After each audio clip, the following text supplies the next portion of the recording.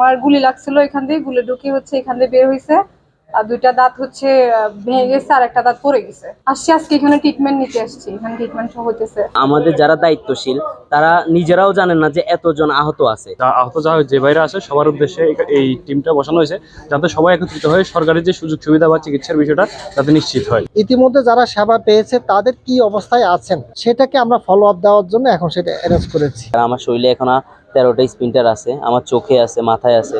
তো আমি ডান চোখে দেখতে পাই না, কিছুই দেখতে পাই না। আমার একটা চোখ দিয়ে পড়াশোনা করতে হয়। তো আমি যখন একটা চোখ দিয়ে পড়াশোনা করতে যাই, তখন দেখা যায় যে 5 মিনিট থেকে 6 মিনিট আমি যখন পড়তে যাই, তারপর আমার মাথার পিছন দিয়ে ব্যথা করে, আমার চোখগুলো ঘোলা হয়ে যায়। যেরকম আমরা মোবাইলের ক্যামেরা অন করলে ব্লার করতে পারি, ওই রকম ব্লার হয়ে যায়। তো আমি এভাবে আমাদের জীবন কতটুকু সামনে কি করতে পারবো এটা আমি বুঝতেছি না। আমাদের যারা দায়িত্বশীল তারা নিজেরাও জানেন না যে এতজন আহত আছে। তাদের অনেক ধরনের এই প্রোগ্রাম করতেছে। আমাদের শহীদ মিনার ভর্তি আপনারা দেখতে পাচ্ছেন, কয়েকদিন যাবৎ গান বাজনা অনেক কিছু হচ্ছে, অনেক রকমের নৃত্য কলা সবকিছু চলতেছে, কিন্তু আমাদের আহতরা কাতরাচ্ছে বিছনায়। ওরা প্রতিটা মুহূর্তে যন্ত্রণা অনুভব করতেছে। এই আন্দোলন কার জন্য করলাম ভাই? ওরা প্রশ্ন করতেছে আমাদের কাছে।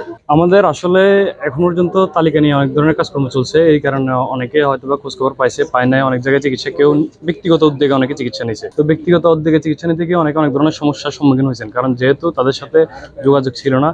এই কারণে এই সমস্যাগুলো সমাধানে আমরা সবাই আজকে একত্রিত হয়েছি। এই আজকের যে ফলো আপ যে টিমটা, মেডিকেল ক্যাম্পটা বসানো হয়েছে সিভিল সার্জন কার্যালয়ে, এটা আমাদের সবার উদ্দেশ্যে, আহত যে বাইরে আছে সবার উদ্দেশ্যে এই টিমটা বসানো হয়েছে, যাতে সবাই একত্রিত হয়ে সরকারি যে সুযোগ সুবিধা বা চিকিৎসার বিষয়টা যাতে নিশ্চিত হয়।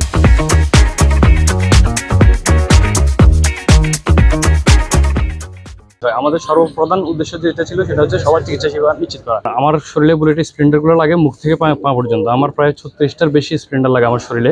এই স্প্লিন্টারগুলো নিয়ে আমার 2টা বড় অপারেশন হয়, এখনও 2টা রয়ে গেছে। ওই 2টা অপারেশন আমার ব্যক্তি উদ্যোগে অন্যান্য সংগঠনের মাধ্যমে করি, কিন্তু ওই যে সরকারিভাবে সহায়তা আমার পর্যন্ত পৌঁছায় না বা আমি নিতে পারিনি। এটা আমার ব্যর্থতা হতে পারে, যেহেতু আমি ব্যক্তি উদ্যোগে চিকিৎসাগুলো নিয়ে নিয়েছি। তার কারণ তখন পর্যন্ত সরকারিভাবে কোনো নির্দেশনা আমি শুনি নাই যে এই আপনার সরকারিভাবে নির্দেশনা অনুযায়ী চিকিৎসা সেবা দিতেছে। কারণ এখানে অনেকেই আছেন যাদের উন্নত চিকিৎসার প্রয়োজন আছে। এই বুলেটগুলো যে বুলেটগুলো ভিতরে ঢুকে গেছে, এগুলো সরাসরি এখানে অপারেশন করে বের করা সম্ভব হচ্ছে না। অপারেশন করলে রিস্কের যে সম্মুখীনটা হইতেছে, এই সম্মুখীনটা আমি এখন সুস্থ অবস্থায় আছি, আপনারা দেখতেছেন আমি এখানে দাঁড়িয়ে আছি। কিন্তু অপারেশনের পরে আমাকে যদি বিছানায় শুয়ে যাওয়া লাগে, এটা আমার জন্য, আমার পরিবারের জন্য অনেক বড় ধরনের একটা ক্ষতি।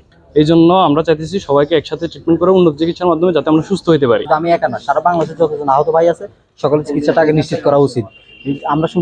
আমরা শুনলাম যে আপনার অনেক টাকা, কোটি কোটি টাকা বাজেট করা হয়েছে, কিন্তু এগুলো এখনো আহত ভাইদের কাছে পৌঁছায় নাই। তো এগুলোকে আমাদের নাস্তার বিল দিবে? পরবর্তীতে এতদিন হয়ে গেছে, আমাদেরকে এগুলো নাস্তার বিল দিবে? এই ছাত্রলীগের মতো আমাদেরকে যদি আমাদের দিকে আগে যদি ফোকাস দিয়ে আমাদের চিকিৎসাটা নিশ্চিত করে, তাহলে আমরা আলহামদুলিল্লাহ খুশি। আমার গুলি লাগছিল, এখান দিয়ে গুলি ঢুকে এখান দিয়ে বের হয়েছে।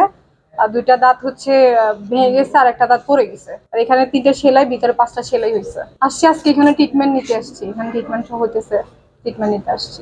ডক্টর আসছে, এখানে মেডিকেল ডক্টররা আসছে, ওনাদেরকে দেখাইছে, ওনারা ভালো ট্রিটমেন্ট দিচ্ছে। যারা চিকিৎসা পেয়েছে তাদের এখন বর্তমান কি অবস্থা সেই বিষয়ে তারা এখানে ডক্টরগণ ফলো আপ দিচ্ছেন এবং কেটে দিয়ে তাদের বর্তমান অবস্থা জানাচ্ছেন। সমাজসেবা অধিদপ্তরে হাসপাতাল সমাজসেবা কার্যক্রমের আওতায় আমরা তাদেরকে প্রয়োজনীয় ওষুধ সরবরাহ করব। এটা হচ্ছে আমাদের ফলো আপ বিশেষজ্ঞ সেবা। ইতিমধ্যে যারা সেবা পেয়েছে তাদের কি অবস্থায় আছেন সেটাকে আমরা ফলো আপ দেওয়ার জন্য এখন সেটা অ্যারেঞ্জ করেছি।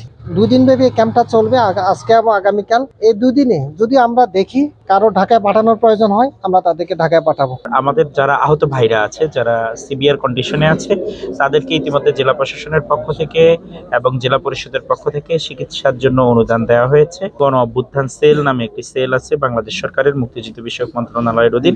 সেখান থেকেও যারা আহত ভাইরা আছে তাদের ক্যাটাগরি অনুযায়ী টাকা দেওয়া হবে, চিকিৎসা সহায়তা দেওয়া হবে। সামগ্রিকভাবেই আমরা কালেকটিভলি কাজ করছি, স্বাস্থ্য বিভাগ, সমাজসেবা এবং জেলা প্রশাসন।